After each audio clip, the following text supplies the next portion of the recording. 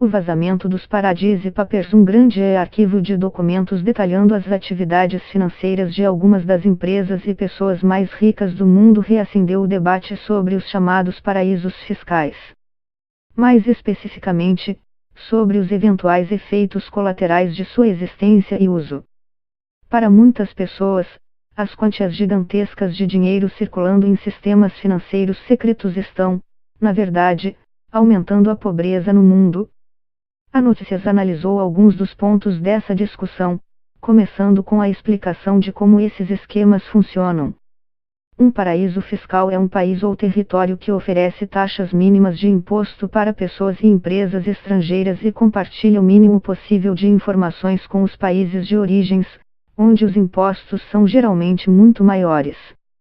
Os procedimentos são bem diretos. Em vez de registrar os lucros no país onde ocorre a venda de produtos ou serviços, empresas os registram nesses paraísos.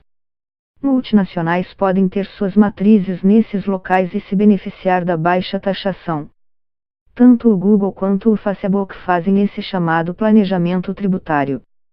Pessoas físicas podem simplesmente se tornarem moradoras de países com baixos impostos ou criar um trust no exterior, ou seja, colocando seus bens sob a administração de terceiros.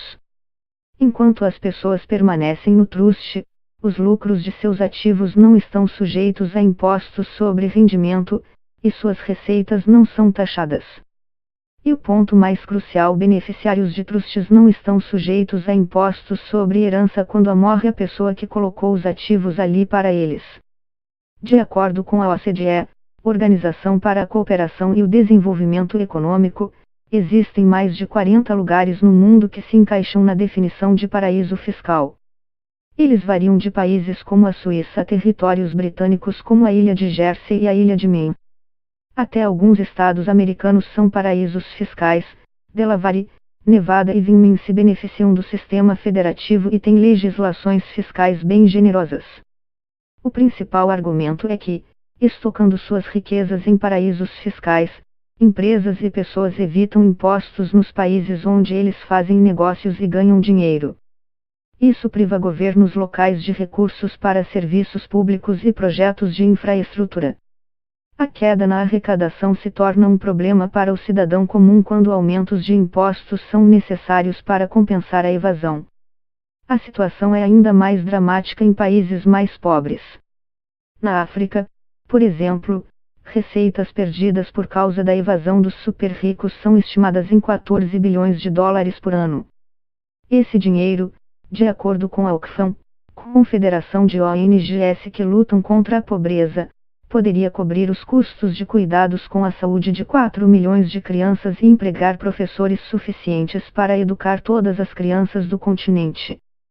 Estima-se que a África perca mais dinheiro com evasão fiscal do que recebe de ajuda internacional. Na América Latina, os danos foram calculados por um relatório da CEPAL, Comissão Econômica para a América Latina e o Caribe. A evasão fiscal de empresas e pessoas gerou uma perda de 190 bilhões de dólares em 2014 ou 4% do PIB, Produto Interno Bruto. Alguns países sofrem mais. A Costa Rica e o Equador perderam cerca de 65% do seu potencial de arrecadação de impostos empresariais.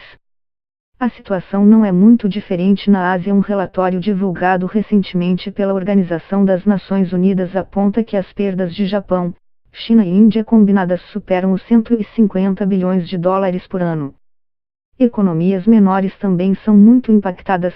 O Paquistão, por exemplo, perde o equivalente a mais de 5% de seu PIB com o problema. Em 2009, durante um evento em Londres, os países do G20 concordaram em punir paraísos fiscais por seu sigilo bancário. 5 anos depois, a OCDE desenvolveu um acordo para que cerca de 100 países compartilharem informações. O problema é que alguns dos agentes mais importantes nesse jogo estão em uma situação complicada. O Reino Unido é o maior exemplo. O país tem mais de 10 paraísos fiscais sob seu comando. Além disso, o uso de paraísos fiscais não é necessariamente ilegal. No entanto, as repercussões negativas do vazamento de informações poderia forçar uma mudança de planos.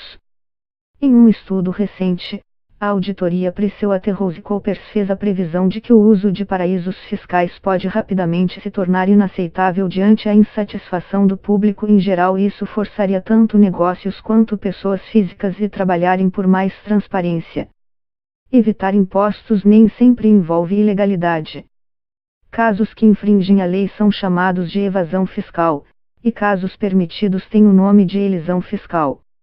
Afinal, não só celebridades como o piloto Lewis Hamilton e a rainha Elizabeth II se beneficiam de operações offshore, e políticos como o ex-deputado brasileiro Eduardo Cunha, PMDB-RJ, e o presidente da Síria, Bashar al-Assad, também foram ligados a contas em paraísos fiscais. Pessoas e companhias exploram brechas na lei e combatê-las, segundo analistas, é essencial para diminuir abusos. O que vemos, em casos de multinacionais, é que cada vez que uma brecha é identificada pelas autoridades, as empresas vão encontrar outras 10, disse o economista francês Gabriel Zucman, autor do livro A Riqueza Escondida das Nações, em entrevista recente ao jornal Le Monde. Em um relatório recente, a Tax Justice Network, uma união de pesquisadores e ativistas, estimou que o valor em ativos movimentados em operações offshore está hoje entre 21 trilhões e 32 trilhões. Tão surpreendentes quanto a quantidade de zeros nesses valores é a quantidade de bolsos de onde eles vêm, 10 milhões de pessoas, menos de 2% da população mundial. A Oxfam afirma que 90% das 200 empresas mais ricas do mundo têm presença em paraísos fiscais, e que investimentos corporativos nessas áreas quadruplicaram entre 2001 e 2014. A lista inclui companhias como a Apple, que está sob os holofotes desde que os documentos revelaram que a gigante da tecnologia estocou 250 bilhões de dólares na ilha de Jersey.